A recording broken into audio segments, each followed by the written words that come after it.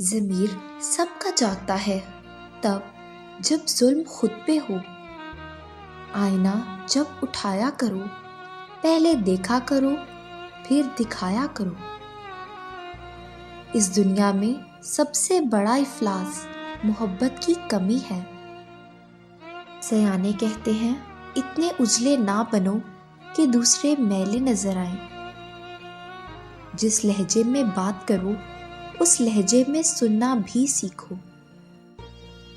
گرگٹ ماحول دیکھ کر رنگ بدلتا ہے اور انسان موقع دیکھ کر۔ جن کا سیدھے سیدھے منہ توڑ دینا چاہیے، ان سے بھی تمیز سے بات کرنا تربیت کہلاتی ہے۔ برائی ڈھونڈنے کا شوق ہے تو آئینے کا استعمال کیجیے، دوربین نہیں۔ جس نے نبھانا ہوتا ہے وہ ہزار غلطیوں پر بھی معاف کر دیتا ہے۔ جس نے نہیں نبھانی ہوتی وہ ایک غلطی کو ہی بہانہ بنا کر آپ کو چھوڑ دیتا ہے۔ کبھی کبھی کسی چیز کی قدر اور احساس کے لیے ضروری ہے کہ کچھ وقت اس کے بغیر رہا جائے۔ جھوٹے انسان کی اونچی آواز سچے انسان کو خاموش کر دیتی ہے، لیکن سچے انسان کی خاموشی جھوٹے انسان کی بنیاد ہلا دیتی ہے۔ جس طرح لوگ مردے کو کندھا دینا افضل سمجھتے ہیں، اس طرح اگر زندہ کو سہارا دینا افضل سمجھ لیں تو زندگی کتنی آسان ہو جائے۔ جو شخص روکھی سوکھی کھا کر بھی مطمئن رہتا ہے وہ سب سے زیادہ دولت مند ہے، کیونکہ اطمینان فطرت کی سب سے بڑی دولت ہے۔ لوگوں کے بدلے ہوئے مزاج ہی تو ہمیں انسان بناتے ہیں، ورنہ تو ہم سمجھ ہی نہیں پائیں کہ زندگی کتنی مشکل ہے۔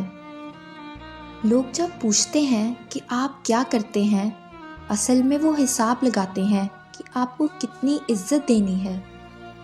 سیانے کہتے ہیں اپنی زندگی کی کتاب صرف مخلص لوگوں کے سامنے کھولیے، باقی سب تو بس جاننے کا تجسس رکھتے ہیں۔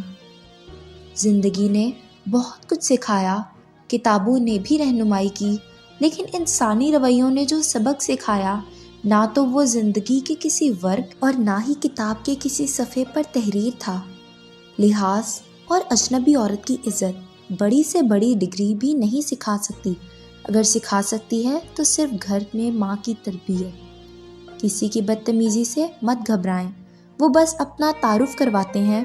سمجھداری اسی میں ہے کہ آپ انہیں پہچان کے آگے چل دیں۔ اپنے ہونٹوں پر دو چیزیں رکھتے ہیں، خاموشی اور مسکراہٹ۔ خاموشی مسائل سے دور رہنے کے لیے، مسکراہٹ مسائل کے حل کے لیے۔ زندگی کو سمجھنا ہے تو پیچھے دیکھو، اور زندگی کو جینا ہے تو آگے دیکھو۔ جو انسان جتنا خوش رہتا ہے وہ اپنی عزت کو اتنا محفوظ رکھتا ہے۔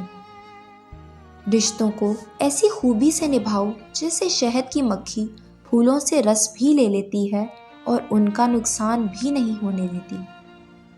لوگ ہمیشہ اپنی مرضی کے مطابق سوچتے ہیں، اس لیے وضاحتیں دینے کا کوئی فائدہ نہیں۔